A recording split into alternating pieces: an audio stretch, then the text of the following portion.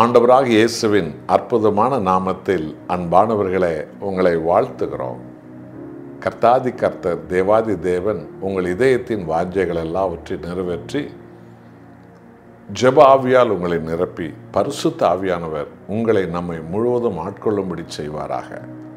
பரிசுத்த ஆவியானவர் பற்றி நாங்கள் போதித்து கொண்டு வர சத்தியம் மிக மிக ஆவிக்குரிய பிரயோஜனமாக ஆசீர்வாதமாக இருக்கிறது என்று உங்களை அநேக பேர் எங்களோடு தொடர்பு கொண்டு சொல்லி வருகின்றீர்கள்.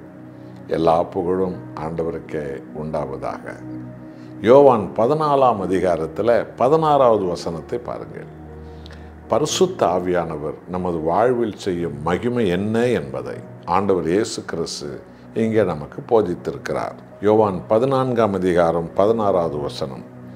நான் பிதாவை வேண்டிக் கொள்வேன், அப்பொழுது என்றென்றைக்கு உங்களுடனே கூட இருக்கும்படிக்கு சத்திய ஆவியாகி வேறொரு தேற்றவாளன் அவர் உங்களுக்கு தந்தருளுவார். பார்த்துருங்களா? என்றென்றைக்கு உங்களோடு கூட இருக்கும்படிக்கு. ஆமென் அன்பானவர்களே, இதுதான் ஆண்டவராக இயேசுவின் இரத்தத்தால் மீட்கப்பட்ட மக்களுக்கு தேவன் தந்த மாபெரும் ஸ்லாக்கியம், மகிமை. என்றென்றைக்கும் இயேசுவின் ஆவியானவர், பிதாவின் ஆவியானவர் நமது ஆத்துமாவில் என்றென்றைக்கும் இருப்பார்.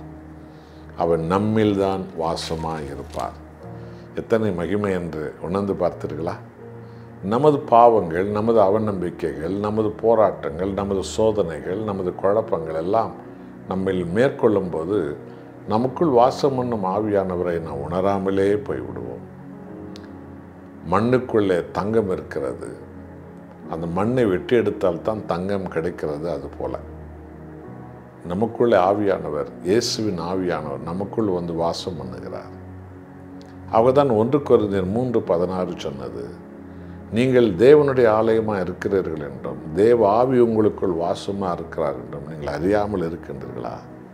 என்ற விசுவாசிகள் வழி வாழ்க்கையில் எனக்குள்ளே தேவ ஆவியானவர் வாசமாக இருக்கிறார் என்பதை அறிகிற அறிவில்லாதவர்களாய் பல கோடி பேர் இருக்கிறார்கள்.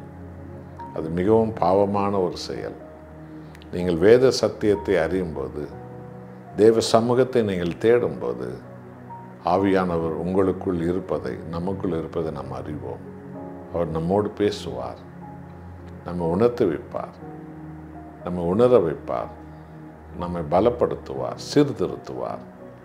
ஆவியானவர் நம்மை நடத்துவார், அவர் நம்மோடு இருப்பார். அல்லேலூயா. என் அன்பானவர்களே, பாவமானவைகளை வெறுத்து ஜெபத்தில் இயேசுவை தேடுங்கள், ஆவியானவர் உங்களை ஆட்கொள்வார். ஜெபிப்போம். எங்களுடனே வாசம் பண்ண உமது ஆவி எங்களுக்கு தந்தீரே அப்பா, உமக்கு கோடி நன்றி. பிதாவின் ஆவியானவர், இயேசுவின் ஆவியானவர் எங்களை ஆளுகை செய்கிறவராய் வந்தீர்.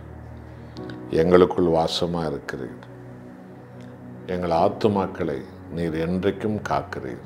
உமக்கு கோடி நன்றி. உம்மையே நாங்கள் ஆராதிக்க நடமாடும் ஆலயங்களாக உமது ஜனங்களை நீர் மாற்றுகிறீர். ஆவியானவரே, உமக்கு கோடி நன்றி.